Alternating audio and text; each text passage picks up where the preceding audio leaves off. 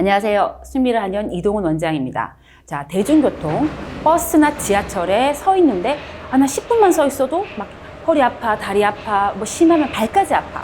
혹은 주방에서 설거지만 잠깐 하는데도 아이고 허리야, 다리야 이래서 서 있는 게 정말로 겁나는 분들. 자, 이런 분들을 위한 오늘 영상을 준비했습니다. 자, 이런 분들이 사실 다 아픈 줄 알았다고, 나만 아픈 게 아니라 그냥 서 있으니까 당연히 아픈 건가? 라고 단순하게 생각을 하셨다고 하시는데, 자, 결론적으로 10분 서 있는데 허리 아프거나 다리 아프거나 발 아프다. 이거는 정상은 아닙니다. 자, 사실 이런 분들은 좀 더 좀 접근이 체형학적으로 좀 연관이 좀 많습니다. 저는 제일 먼저 문제가 되는 부분을 밑에서 위로 설명을 좀 드리자면, 첫 번째, 발에 문제가 있을 수 있습니다. 두 번째, 발하고 무릎하고 그 사이 종아리에 문제가 있을 수 있습니다. 세 번째, 저희가 이제 하는 골반하고 허리, 여기에 각도에 문제가 있을 수 있습니다. 그러면 자, 발 문제부터 설명을 드리자면, 자, 이런 분들 대부분 발은 정상적인 형태가 아니라 나도 모르게 발을 움켜쥐고 있다.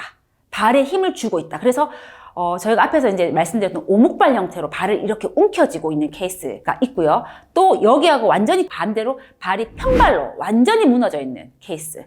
이 두 가지의 문제를 가지고 있는 분들이 대부분이시고요.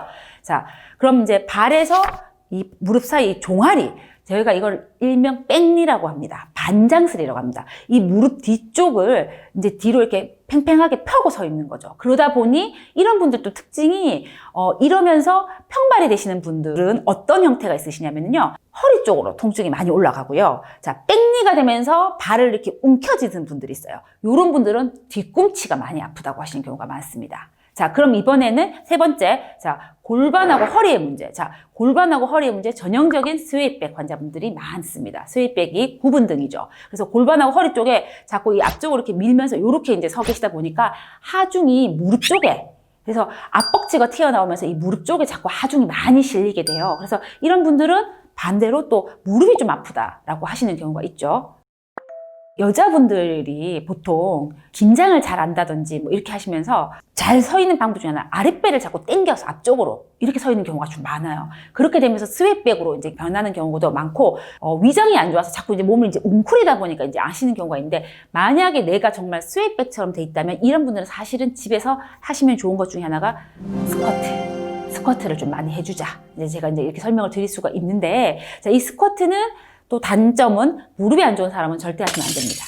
네. 근데 어쨌든 근데 이제 무릎이 좋다는 전제하에 이제 스쿼트를 좀 하시면 도움이 되고요. 그 다음에 섰을 때 너무 이게 힘들다 보니까 자꾸 나도 모르게 몸을 자꾸 이렇게 피려고 하죠. 이렇게 뭔가 약간 스트레칭처럼 피려고 하다 보니 또 무릎이 뒤로 이렇게 쭉 빠지는 반장슬 자세가 되시는데, 항상 이 무릎의 각도는 우리가 발을 3등분 했을 때 발의 이 중간쯤에 올 수 있도록 해주자. 이렇게 하시면 조금 더 편하게 도움이 될 수 있죠.